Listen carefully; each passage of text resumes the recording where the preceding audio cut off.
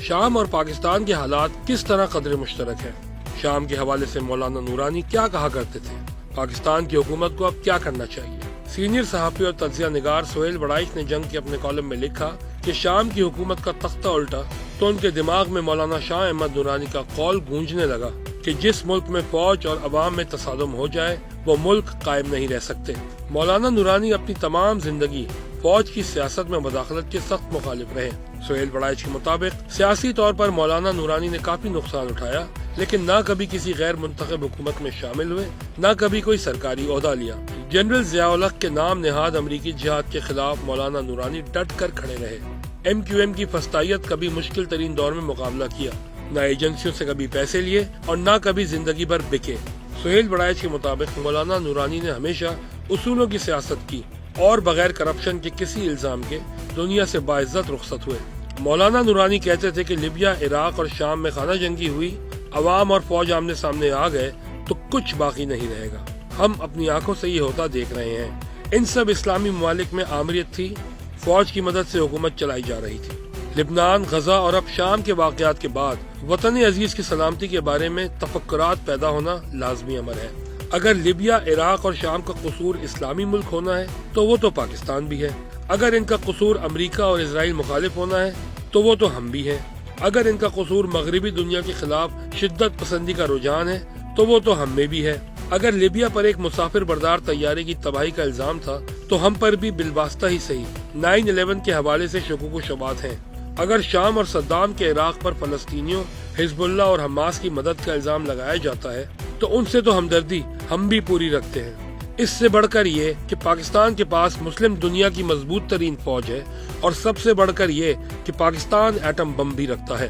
ایسے میں مولانا نورانی کے خدشے کو پیش نظر رکھیں تو پاکستان آگ کے ایک ڈھیر پر بیٹھا ہے، اور اس کے عدم استحکام کا راستہ فوج اور عوام کے آمنے سامنے آنے سے ہی ممکن بن سکتا ہے۔ سہیل بڑائچ نے لکھا کہ پاکستان کی فوج لیبیا، شام یا عراق کی طرح غیر منظم نہیں بلکہ ڈسپلنڈ ہے۔ ایٹمی ہتھیار خوفناک ترین اثاثہ ہیں، لیکن عالمی ادارے مطمئن ہیں کہ پاکستان کے ایٹمی اثاثے محفوظ ترین ہاتھوں میں ہیں۔ اگرچہ پاکستان میں کئی فوجی اور خود سر عامر بھی برسر اقتدار آئے، مگر سول اور فوجی دونوں حکومتوں نے کبھی اقوام متحدہ کے چارٹر یا اس کی قراردادوں کی خلاف ورزی نہیں کی۔ جھوٹ یا سچ، ہم نے ایک پارلیمان اور منتخب حکومت کا حفاظتی غلاف اپنی ریاست پر چڑھا رکھا ہے۔ جس دن ننگی فوجی یا سیاسی آمریت آ گئی، اس دن پاکستان کا ایٹمی پروگرام فوراً ہدف بن جائے گا۔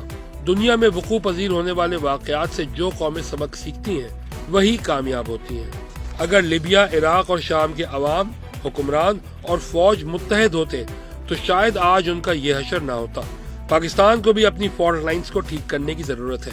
سہیل بڑائچ نے کالم میں لکھا کہ عمران خان کو عالمی مسائل کا شاید اتنا ادراک نہ ہو، ان کو مسلم دنیا کی نازک صورتحال بتائی جانی چاہیے اور سول نافرمانی یا اس طرح کے انتہا پسندانہ اقدامات سے پرہیز کرنے پر قائل کرنا چاہیے۔ دوسری طرف مقتدرہ اور حکومت کو بھی مذاکرات میں نہ صرف پہل کرنی چاہیے بلکہ اعتماد سازی کے اقدام کے طور پر جیلوں میں بند رہنماؤں کو ریلیف دینا شروع کر دینا چاہیے۔ مصالحت، مفاہمت، لچک، ایک دوسرے کو تسلیم کرنے اور عزت دینے سے دنیا کے مشکل ترین مسائل حل ہو گئے ہیں۔ یہاں تو اقتدار اور طاقت کا چھوٹا سا مسئلہ ہے جو لچک دکھانے سے فوراً حل ہو سکتا ہے۔ سہیل بڑائچ نے آخر میں لکھا کہ فوج کا سیاست سے نہ تعلق ہونا چاہیے، نہ آئین کے تحت سیاست میں مداخلت کرنی چاہیے، مگر عوام کو فوج کے سامنے کھڑا کرنے سے جیسے مولانا نورانی نے تنبیہاً منع کیا تھا، اس پر آج بھی عمل کرنے کی ضرورت ہے۔ فوج جمہوریت کو بگاڑتی رہی ہے، لیکن فوج کے بغیر جمہوریت قائم نہیں رہ سکتی۔ جب فوج کے بغیر ریاست نہیں ہوتی تو جمہوریت کیسے ہو سکتی ہے؟ امن و امان نہ ہو تو جمہوریت قائم ہی نہیں ہو سکتی۔ انتشار تو جمہوریت کا دشمن ہے۔ انتشار کو ختم کرنے اور امن و امان بحال کرانے کے لیے فوج لازم ہے، مگر آئینی حدود کے اندر۔